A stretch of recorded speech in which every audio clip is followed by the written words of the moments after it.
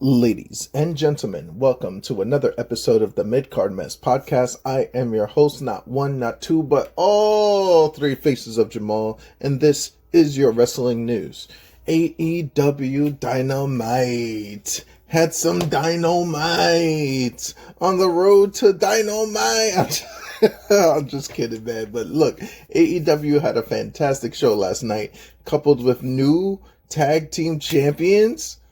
That's right. Private Party is no longer the AEW Tag Team Champions, but the new Tag Team Champions are none other than Shelton Benjamin, Bobby Lashley, the Hurt Syndicate. We hurt people. Hey, we hurt people. Man, I'm telling you, man, AEW is stepping in the right direction with this one. Though I do feel kind of sorry for Private Party, being that they worked so hard to even get the Tag Team Championship opportunity, let alone win the Tag Team Championships that it took a long time for them to do. But this takes away nothing from their reign. Their reign wasn't as long, but it was important that they even got the reign to begin with. So let's just put that in perspective. Now, putting the tag titles on the likes of the Hurt Businesses, or the Hurt Syndicate, I'm sorry, it's going to be significantly like stepping up of the competition. I mean, Bobby Lashley by himself is a world-class, world athlete, world champion, multiple places.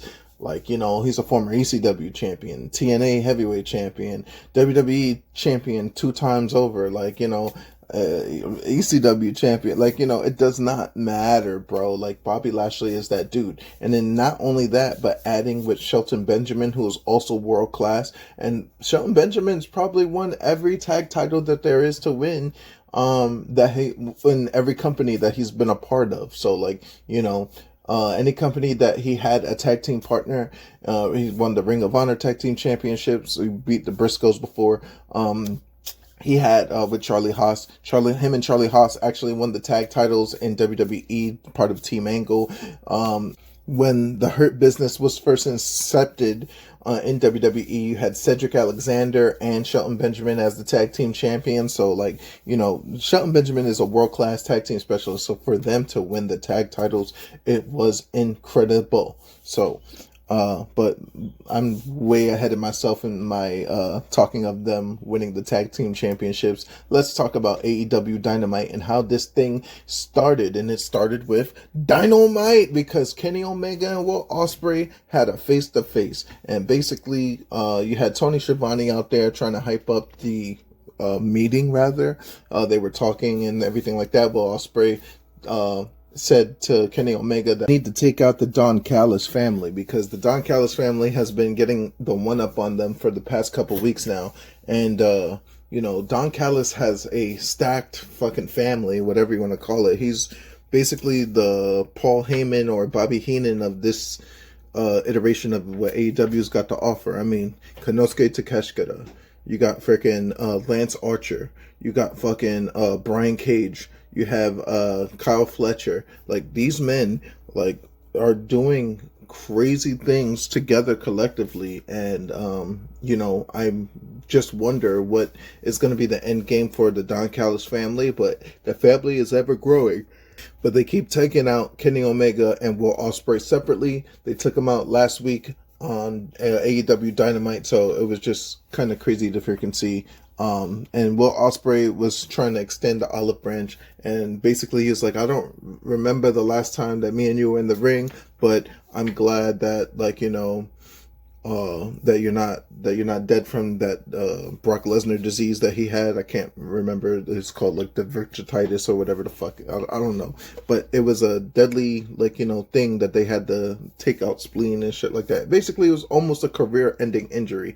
But you know, well, Ospreay was basically like, he's glad he's not dead, and we have to stick together and try to take out the Don Callis family. Kenny Omega was very apprehensive at first, though, because he was like, look, the last time me and you was in the ring, you was with the Don Callis family, and you was trying to be number one, and you think that you were going to be number one, but guess what? I'm number one, so you could stick to being number two, shorty. So yeah, they was not jacking it at all. And then as soon as Kenny Omega says that he was number one, here comes Don Callis. And Don Callis didn't even get 2 steps out there, he was about to speak on the microphone, and then Kenny Omega starts darting after Kenny Omega starts darting after Don Callis. Don Callis starts running away, and of course he gets the beat down from Konosuke Takeshita, and freaking Kyle Fletcher comes out, and then Will Ospreay is watching Kenny Omega get jumped over here till he had enough, and then he ran down and started fighting off the Don Callis family. So this segment took all about 5 minutes. They were just beating the shit out of each other from the arena. There was a point where they were on the side of the arena where Will Ospreay and Kenny Omega was in a high spot, high place, and then they both did like moonsaults against the whole Don Callis family and stuff like that. So as the Don Callis family runs away, Kenny Omega had second thoughts and second guesses, and he was just like, look, we're tired of this. This has to end. So in Australia, at AEW Australia, you want to have Will Ospreay and Kenny Omega versus Kyle Fletcher and Konosuke Takeshita, and it is going to be a banger. It's a big tag team match. Kenny Omega and Will Ospreay have never tagged before. This is going to be a huge match that's just going to be added to that Australia Grand Slam card. So it's really great. Yeah, man, like it was massive super brawl, and everybody's going to be excited to see that Kenny Omega and Will Ospreay team up to fight Takeshita and freaking Kyle Fletcher.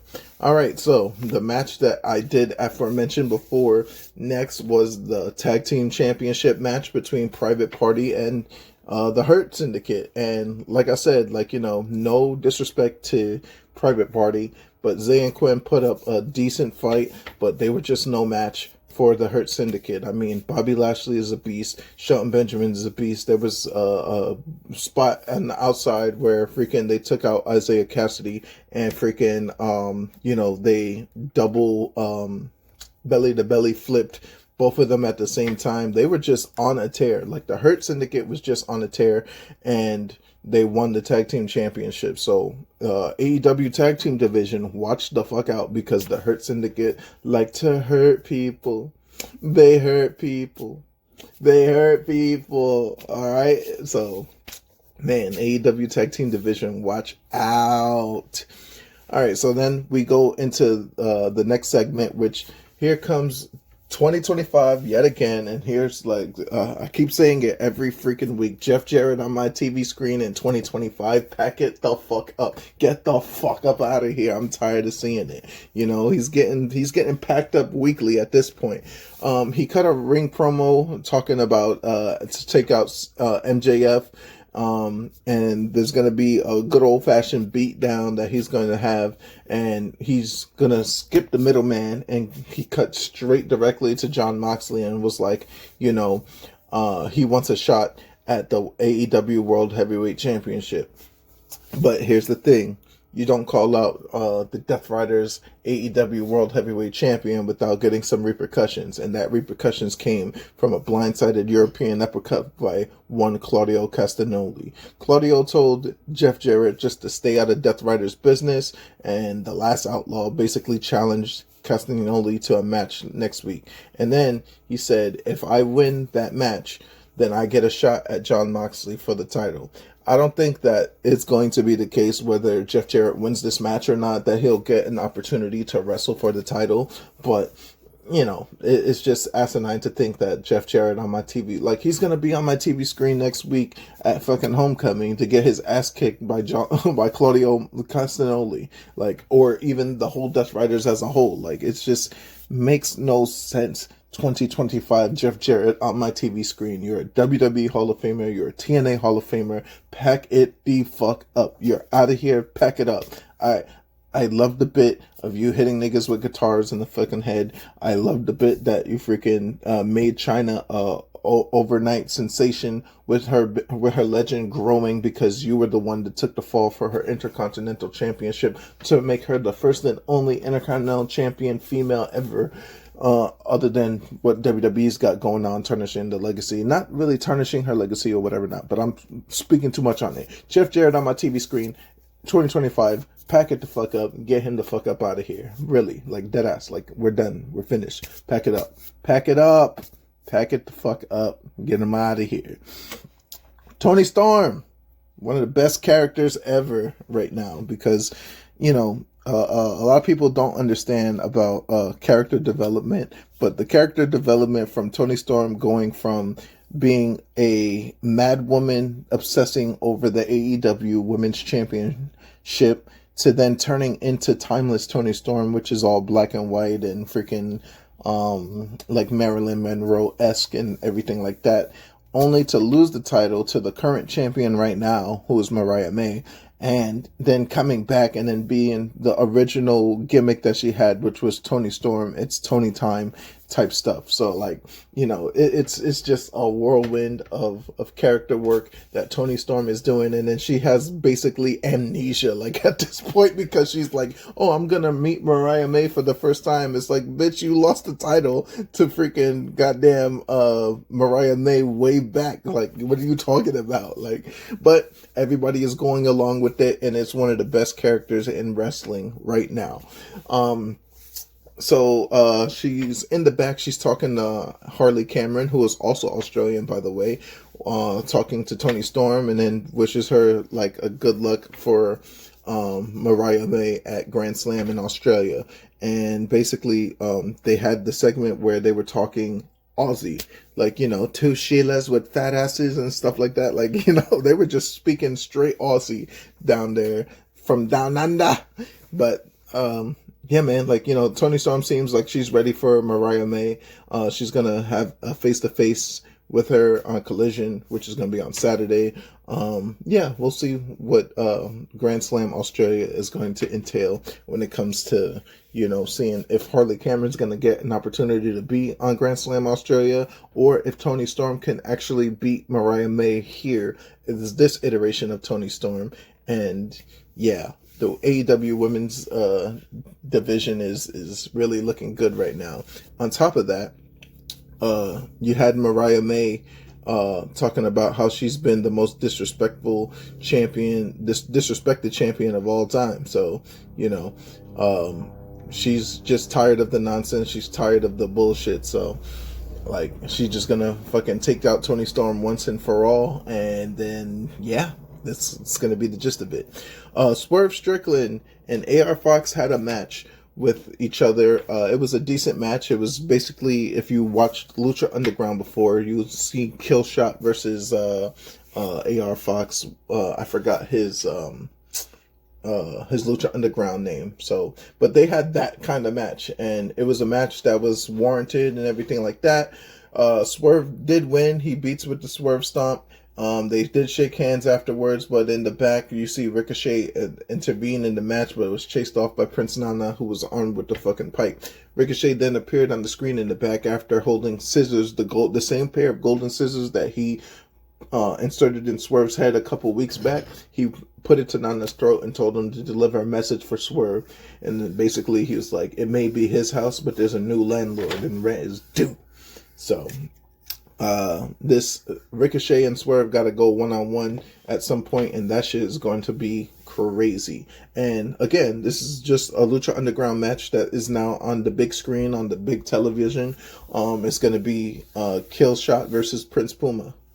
I mean, like, if you haven't seen Killshot versus Prince Puma, I suggest that you go watch. But these are two different versions of those guys.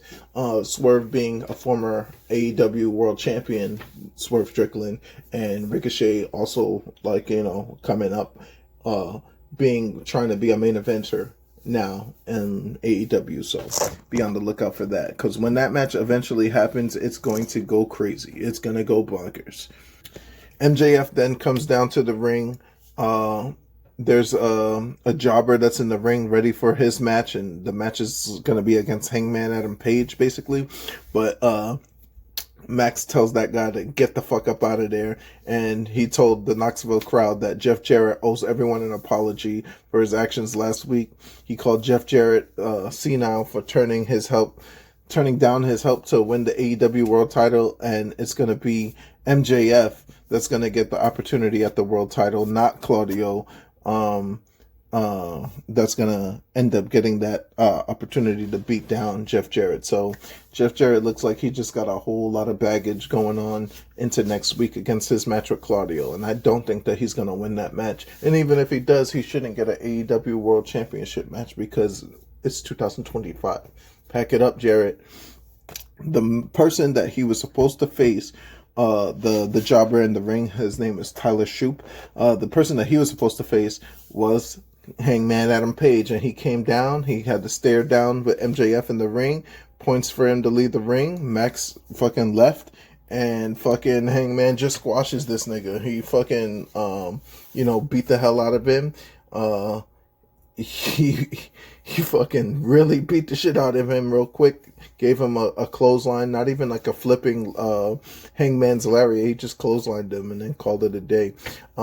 Christopher Daniels then came out after the match and said because of their Texas death match, his doctors advised him never to wrestle again. But Daniels told Page that he can be happy for now because Hangman has won the last match that he'll ever wrestle, and he hopes that Hangman goes and be somebody big, like a big time star. Harley Cameron came and in the back, you see Mercedes Moné in the back with all 4 of her titles, and she basically issued a challenge to the TBS champion. Mercedes tells Cameron to try winning a match on Dynamite and Collision before she can even challenge that. But she did like the song. She even sung a whole damn good-ass song. That shit was lit. But at the same time, it is what it was. The next match on the docket was Jamie Hayter and Julia Hart. Yeah, man, like these two gave it this is a prime example of what the AEW women's division looks like fresh. 2 women that have came up in the system of AEW and not like anywhere else. Like, there was no WWE ties, there was no prior to this, Jamie Hayter wrestled in Stardom and stuff like that, and but Julia Hart and Jamie Hayter is what the future of AEW women's division kind of looks like, and I'm glad that this match did happen. Julia Hart has a victory over Jamie Hayter, but Jamie Hayter ended up defeating Julia Hart here with the Hate Breaker and the Haterade, which is basically a clothesline. After the match, Hayter grabbed the mic and then basically said that now that they got a win over each other, the third match is inevitable. So, let's see who's going to win that rubber match. So there's a rubber match that's going to happen eventually. So I'll be excited to see that. These are 2 homegrown AEW women's superstars. So I'm really happy to see that. Then we come back to the New York Minute, which Chris Jericho is dragging this shit. You're from fucking Canada. I don't care. You're from Manhasset, New York. Like, no, bro. Like, you're from fucking Canada. Winnipeg, Manitoba. Like, get the fuck out of here. But basically he really went in on Big Bill and was like, you like this mediocrity of losing last week because they had like a big 12-man tag team match at Maximum Carnage. Oh, Jesus Christ. Too many bodies. But they lost that match, and it was Big Bill that ate the pin. So he basically told Powerhouse Hobbs that a challenge was going to be issued, and Big Bill issued a challenge to Powerhouse Hobbs and said that there's nobody bigger or meaner than him. So we'll see when that happens. Main event time. They've been main eventing us all commercial breaks. It's Rated R Superstar Cope, or Adam Copeland, or Edge, or whatever you want to call him, versus Pac from the Death Riders. So I believe this was the first time that they ever faced each other, and they traded each other's best shots through the course of the match, but freaking ultimately Cope hit 2 spears and a TKO cutter to beat Pac for the victory. And then after the match, the Death Riders were shown in the back attacking FTR and Rock and Roll Express. And then even Claudio Castagnoli hit a concerto on Ricky Morton right before Jon Moxley and them went down to the ring. And then they went to go jump Copeland, but then the Switchblades music hit, and then freaking Adam Copeland got swarmed by the Death Riders, but the numbers were too great to overcome. Wheeler Yuta nailed Jay White with a low blow, and the rest of the group stomped him down, and Mox hit a bulldog choke on Adam Copeland to close the damn show. They just choked out Adam Copeland, and they beat the hell out of everybody. The Death Riders on top of AEW yet again. Man, what an AEW Dynamite that was. Alright, so with AEW out the way, I can talk about New Japan Pro Wrestling Road to New Beginning, in where the main event was going to go with Ryohei Oiya versus Yoshihashi. And this main event was stemming, I meant to say, stemming from the first New Japan show of the new year, in the beginning of the year, when they were fighting after their little tag match, the little 6-man tag match, and they were beating the shit out of each other. So we are here weeks later. They're going to finally settle it. It's going to be freaking Ryohei Oiya versus Yoshihashi. So TMDK versus Hontai. Hontai, for those that don't know, is basically everybody that was in Chaos, and it's not Chaos anymore. It's called Hontai for those that give a shit, because Hontai is such a, I don't know what the correlation of the name is, but there it is. Like, you know, they are basically Chaos. Hiroshi Tanahashi has a final road connection, which basically, like, you know, he is on his retirement phase right now, and he just faced Katsuya Morishima. Yeah, Katsuya Morishima, and you know, that was going to be the gist of that. Then you had House of Torture, which is going to consist of Sho, Yujiro Takahashi, Ren Narita, and Yoshinobu Kanemaru versus Hontai, which is Shamakoto, Master Wato, Bolton Oleg, and Toriano. So, you know, they defeat them relatively easy. It was it was a squash match, basically, because they just beat the hell out of these niggas. Hontai yet again coming up with the win, though, this time with Tomohiro Ishii with Shota Umino and Ryosuke Taguchi defeating the United Empire, which is Jacob Austin Young, Francisco Akira, and Grit. Oh god, it was a decent match. It was it's a relatively United Empire type match, but like, you know, the Hontai defeating United Empire was going big to keep Hontai in the rankings of who's running New Japan right now. Then you had Tomoki Hanma and El Desperado suffering in a loss to TMDK, which had Hartley Jackson and Kosei Fujita. Los Ingobernables de Japón, Bushi, Hiromu Takahashi, Tetsuya Naito, Shigo Takagi, and Yoda Tsuji defeats Bullet Club, which consisted of Gato, Ishimori, Clark Connors, Drilla Maloney, and Gabriel Kidd. So we're going to see more LIJ versus Bullet Club shenanigans happening throughout the midst of the year. And then you had TMDK, which was the IWGP Heavyweight Champion Zack Sabre Jr. with the IWGP Junior Tag Team Champion Robbie Eagles defeating Yo and Hiroki Goto, who is the number one contender, by the way. And that brings us to the grudge match that this was going to be: TMDK versus Hontai, Ryohei Oiya versus Yoshihashi. And with Yoshihashi doing the things that he's doing right now, I'm not jacking him. I was never at all, boy. Like, you know, I think that he's garbage. I think that he was the weakest dude in Chaos. I think he's the weakest dude in Hontai. I think he's just not it. Like, they could keep pushing Yoshihashi on me. It's not gonna happen. Like, Yoshihashi is not it. He's not fetch. He's not in. He's not hip. He's not cool. He's not Bishamon. Like, you know, everybody knows Hiroki Goto is the GOAT of that team. So, like, you know, he's the go-to. Goto is the go-to of that team. So, and it proved me right by having Ryohei Oiya win this match. And, like, you know, it's nice to see that they are building young New Japan stars. This is what they do. They build new stars.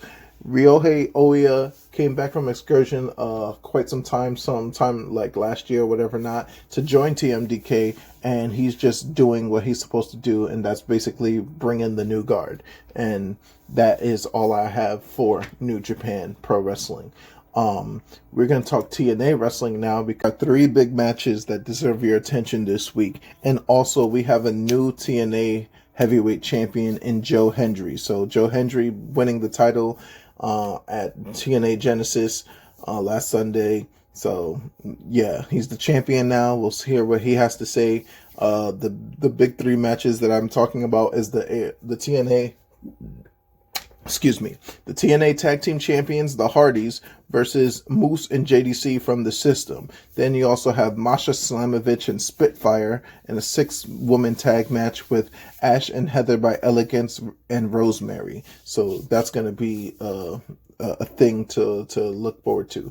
But here is another one. The NXT Tag Team Championship is on the line when TNA Originals, the Rascals, face Fraxium, Nate Frazier, and Axiom from NXT, and there's going to be a clash of the Tag Team Championship, so be on the lookout for that tonight.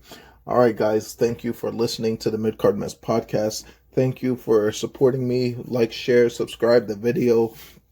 I'm doing this on SoundCloud. We are 23 days into the new year, which means this is episode number 23 of the year. We're going strong. We're trying to get 365. You already know the vibes. Let's get it done.